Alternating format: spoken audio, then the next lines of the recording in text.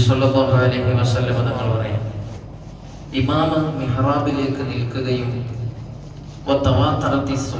സുഫുകളൊക്കെ ശരിയാക്കുകയും ചെയ്താൽ നസലത്തി റഹ്മത്ത് ഇങ്ങനെ പെയ്തിറങ്ങും ആ നിസ്കാരത്തിലേക്ക്.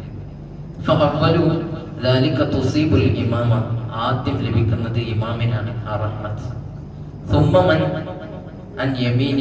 പിന്നെ തന്റെ വലതുഭാഗത്തുള്ളവർക്ക് അത് ലഭിക്കും. പിന്നെ ഇടത് ഭാഗത്ത് സഫിലുള്ള ആളുകൾക്ക് ലഭിക്കും.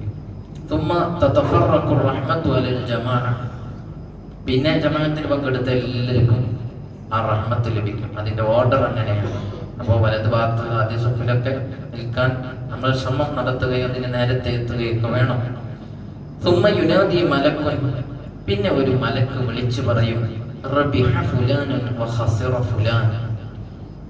ഒരാൾക്ക് വലിയ ലാഭം, ഒരാൾക്ക് വലിയ നഷ്ടം കിട്ടിയവരും ലാഭം കിട്ടിയവരും ഇവിടെയുണ്ട് എന്ന് പറയും.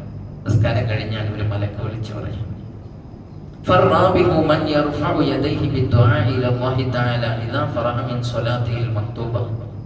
ആരാണ് ലാഭം ലഭിച്ചവർ? 5 വക്ത് നിസ്കാരം കഴിഞ്ഞതിന് ശേഷം അല്ലാഹുവോട് ദുആ ചെയ്തവരാണെന്ന് മുഹമ്മദ് റസൂലുള്ളാഹി.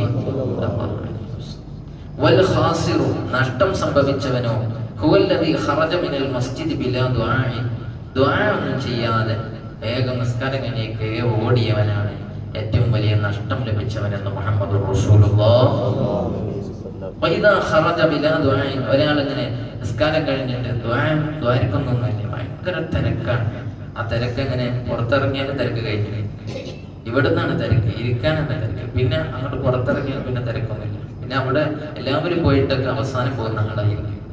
ഇവിടെ നിന്നും ചാടണം എന്ന തിരക്കുള്ളവർക്ക് നഷ്ടം എന്താണെന്ന് അറിയും. വഇദാ ഖറജ ബിലാ ദുആഇ ഖാലത്തിൽ മലായിക, മലക്കുകൾ പറയും, യാ ഫുലാൻ ഇസ്തഗ്നൈത അനില്ലാ, അല്ലാഹുവിൽ നിന്ന് നീ ഐശ്വര്യമായോ, മാലക ഇൻദല്ലാഹി ഹാജ, അല്ലാഹുവോടൊന്നും ചോദിക്കാനില്ലേ നിനക്ക് എന്ന് മലക്കുകൾ തന്നെ പറയുമെന്ന് മുഹമ്മദ് റസൂലുള്ളാഹി.